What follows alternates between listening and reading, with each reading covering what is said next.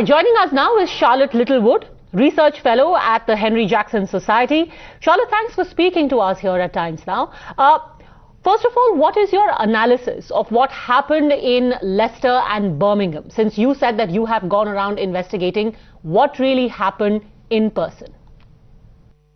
So from what I can understand, speaking to groups on the ground, those that were involved in the protests and also inside the groups of those who are organising the Islamist protest as well in Leicester, for what I can see is there's been a growing tension between Hindu young men and Muslim young men in Leicester. And this was really escalated on the back of the cricket match, where there were nationalist chants and there was an attack on a Muslim individual surrounding this cricket match.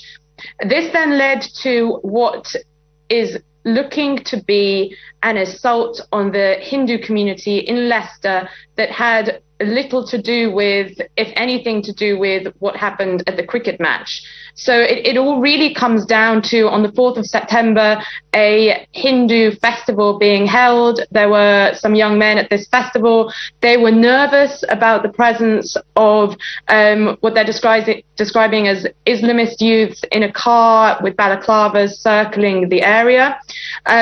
These young men then attacked the young men at the festival. And it escalates from there. They then call these young men that were at this festival RSS Hindu extremists and even RSS terrorists. Obviously, RSS is not a prescribed terrorist organization, so that has escalated. There's been quite a few people calling it a terrorist organization, which just is not true.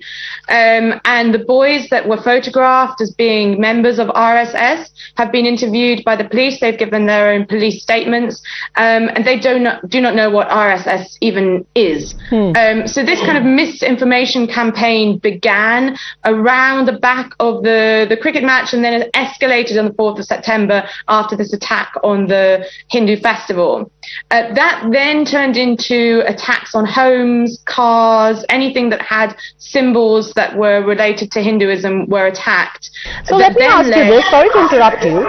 Is this a targeted Islamist attack on Hindus? Why do you say that?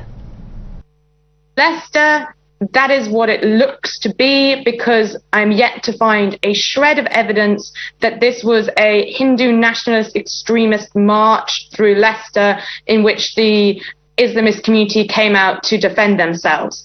The evidence so far is an Islamist-inspired march in Leicester that the Hindu community found out about and did a peaceful march in collaboration with the police to march for their homes and to say they won't be chased out of Leicester. Are there also cases where Hindu establishments, houses and vehicles have been singled out and attacked? Yes, absolutely. And families that have been attacked have left the area for a number of days, returned and then removed their visible symbols from their cars and their houses for fear of their safety. Can you cite any examples, such examples that you found? We have images of doors that have been kicked in and images of vandalized cars. We have police reports and we have screenshots from inside the groups that are organizing the protests saying we're going to chase the Hindus out, we're going to do to them what we did to them in Kashmir, and even statements like we are going to chop them up. There are also obscenities that I wouldn't want to say to an audience that should not be repeated, but very violent and very disgusting remarks.